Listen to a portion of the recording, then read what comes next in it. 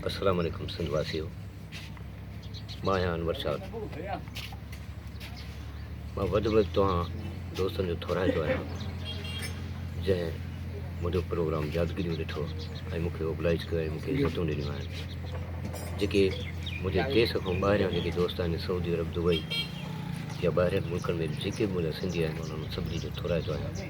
तव्हांजा लख थोरा, लख महिरबानियूं जो तव्हां मुंहिंजो हीउ ग़रीब राइटर ऐं अदाकार जो हीउ इंटरव्यू ॾिठो ऐं तव्हां मूंखे एॾी पसीरा ॾिनी आहे जो सच पुछो त मुंहिंजे 50 सालनि जो इहो थकु लही वियो आहे।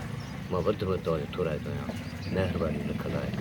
पंहिंजे ॾिसणनि खे को पैगाम ॾियणु चाहींदो तव्हां?